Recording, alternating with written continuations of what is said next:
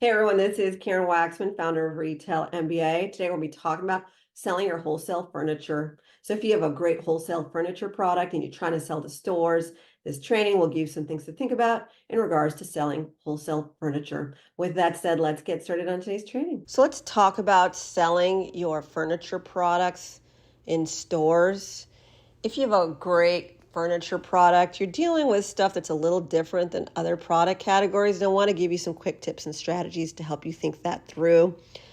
So furniture is bulky and sometimes requires assembly. The good news for you guys is a lot of times your packaging isn't as beautiful because it doesn't have to be. A lot of times you guys are in cardboard boxes and so forth. So when you're thinking about packaging for these different stores, walk the stores that you want to sell to, look at their furniture, look at your competitors' way of producing packaging, look at the size and shape, and make sure that you're in alignment there.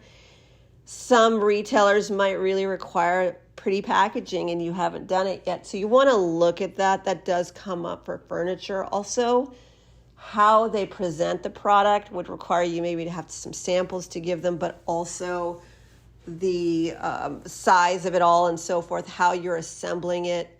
All those things will come into play when you're talking to the buyer.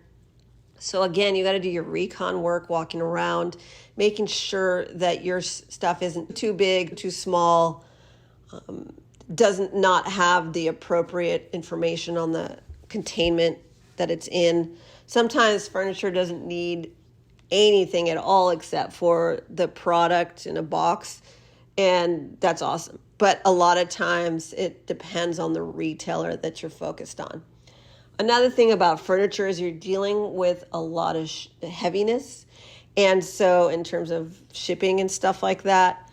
So when that happens, retailers sometimes work deals with you based on who's shipping the product.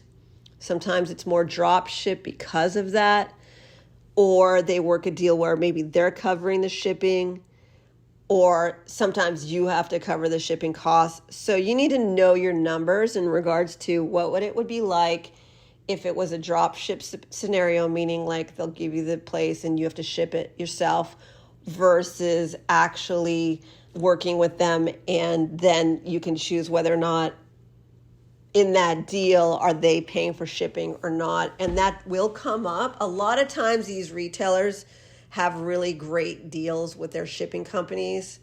And so maybe you can weasel that in the conversation, but also find out in advance what the cost is for shipping, so that when you're having that discussion, you can say, I can get the price for this, but if you cover shipping, that would help you out a lot.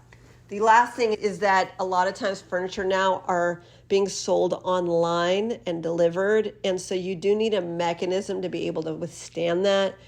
There's third-party logistics companies that can help you.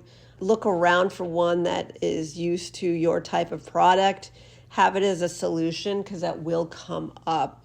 And that's where the drop shipping and all that stuff can come into play, because maybe the retailer doesn't have enough room in their stores to put your product in there.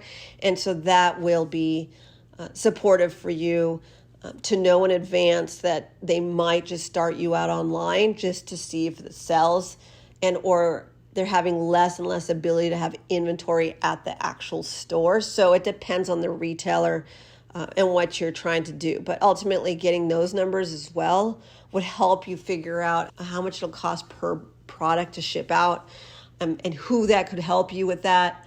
And so those are things to maybe do your research in advance before you communicate with buyers. Anyways, I hope that provided value for you. If you want to learn how to approach, pitch, and sell to furniture retailers, please take a look at what we do at retailmba.com. We are a retail consultancy, a rep agency. We are here to help you. Karen Waksman, Retail MBA. Thanks so much.